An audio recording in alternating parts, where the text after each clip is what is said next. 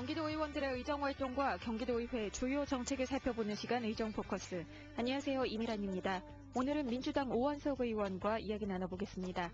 의원님 안녕하세요. 안녕하십니까. 예, 반갑습니다. 네, 먼저 우리 청취자들에게 인사 말씀 부탁드립니다. 예, 청취자 여러분 안녕하십니까. 경기도의회 오원석 의원입니다. 날씨가 제법 쌀쌀해졌네요.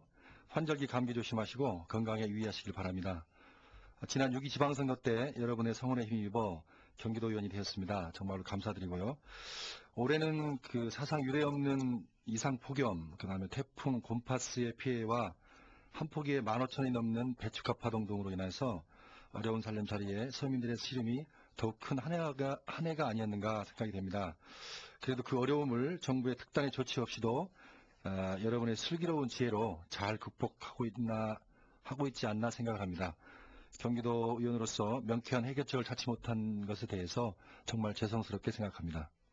네, 이제 의원님과 본격적으로 이야기를 나눠보겠습니다. GTX 사업이 대체 어떻게 되는 것이냐를 두고 도민들 사이에 의견이 분분합니다. 지금 의원님의 GTX 검증특위위원으로 활동을 하고 계신데요. 한나라당에서는 민주당의 정략적인 이유로 무조건 사업을 반대한다 이렇게 주장하고 있습니다.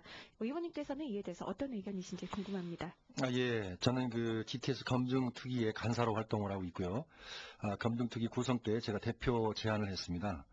그 검증특위는 단 한 번도 GTX 사업에 대해서 반대를 한다고 한 적은 없습니다. 물론 민주당의 당론도 반대를 하는 것은 아니고요.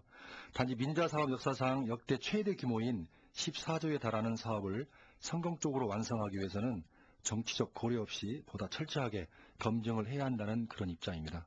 네, 지금 말씀하신 것처럼 이 GTX 사업은 14조 원에 이르는 굉장히 규모가 큰 사업입니다. 검증특위에서는 전면 재검토 입장을 밝히고 있죠. 경제적 타당성에 대해서 어떻게 생각하시는가요? 예, 저희 검증특위에서도 그 부분이 가장 우려가 된다고 판단하고 있는 것이죠.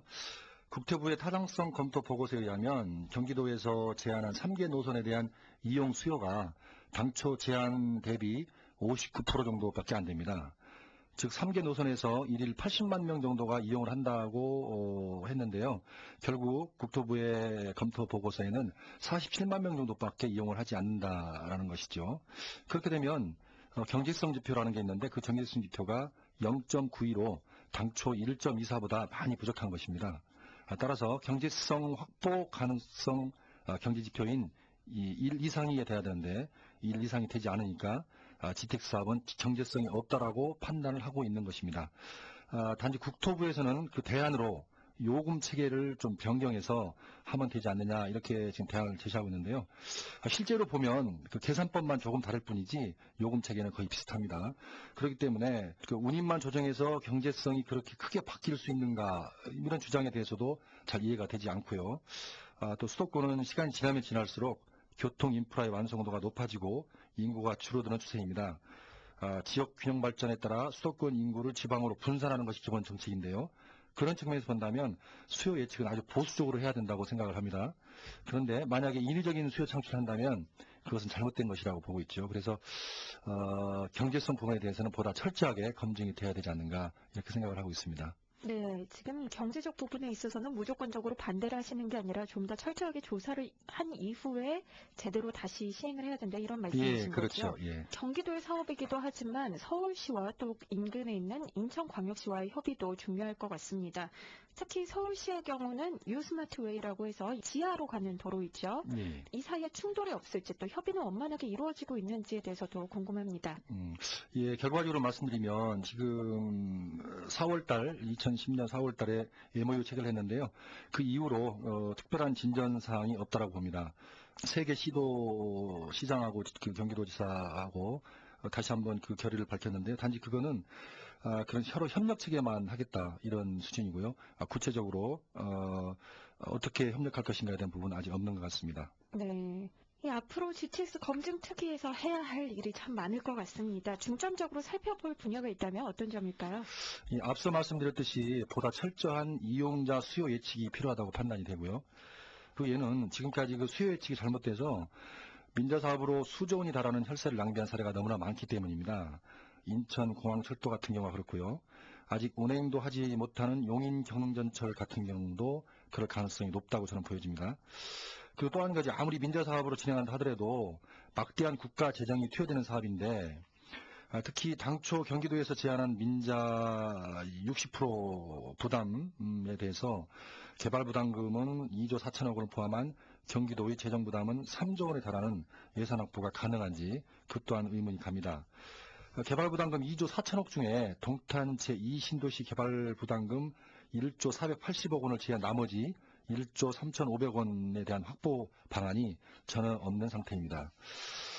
또한 그 동탄 신도시 외에 새로운 그 신도시를 개발해서 거기에서 개발 부담금을 확보하겠다고 하는 것인데 아직 신도시에 대한 부분은 아무런 그 결정된 게 없습니다. 설령 또 동탄 신도시는 많은 교통 인프라를 구축해야 되는데 GTX 이용자가 약 10%밖에 안 되는데 개발 부담금 전체를 GTX 사업에 사용한다는 것 자체가 좀 모순이 아닌가 이렇게 생각을 하고 있습니다. 그리고 김문수 지사께서 민자 사업으로 GTX 사업을 하면 민자 부담률이 60% 정도가 된다라고 호언장담을 하셨는데 국토부 타당성 조사 보고서에 의하면 민자 부담률이 50% 정도로 조정을 해야 된다는 것입니다. 그러면 경기도의 비용 부담은 더욱 늘어날 것인데 이에 대한 대책이 아직 없는 것으로 알고 있습니다. 또한 현재 광교 신도시가 한창 공사 중인데요. 광교 신도시에 건설하기로 한 분당선, 신분당선, 연장선, 그 다음에 2차, 신분당선 2차 계획이 발표된 상태인데 과연 경기도 재정이 그것들 외에 GTX에 투자할 만한 그런 여유가 있는지 이 또한 의문이 갑니다. 그 외에도 지하 50m 이상이 건설되는 GTX의 그 재난시 안전성 문제에 대해서도 문제가 지금 많이 되고 있고요. 아주 많은 부분에 대해서 보다 철저히 검증을 해야 되지 않느냐 이런 생각을 하고 있습니다. 이번에는 좀 화제를 바꿔서요. 경제 얘기를 해보겠습니다. 의원님의 상임위가 행정자치위원회죠. 재정 문제를 많이 다루게 되실 것 같은데요.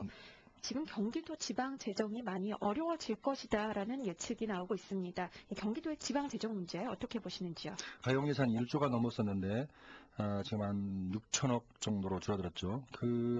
우선 이제 세입 자체가 세수 자체가 많이 줄어들 것이라고 예상이 됩니다.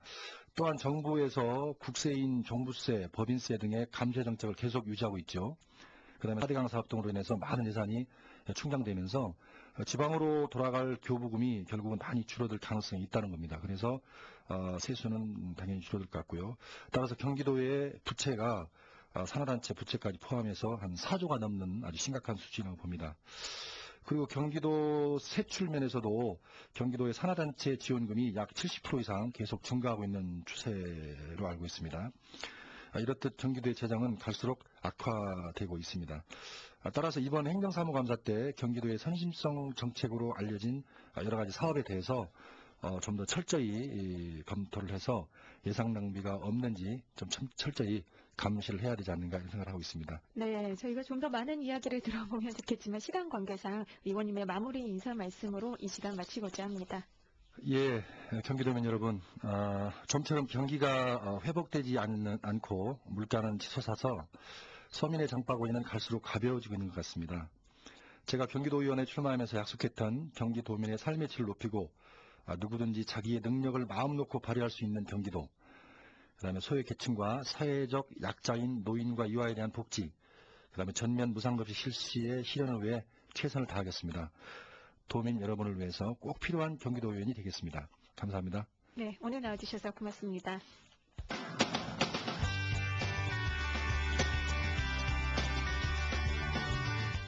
경기도 의원들의 의정활동과 경기도의회 주요 정책을 살펴보는 시간 의정포커스 오원석 의원과 함께했습니다. 다음 시간에 뵙겠습니다. 고맙습니다. I'm coming home to you.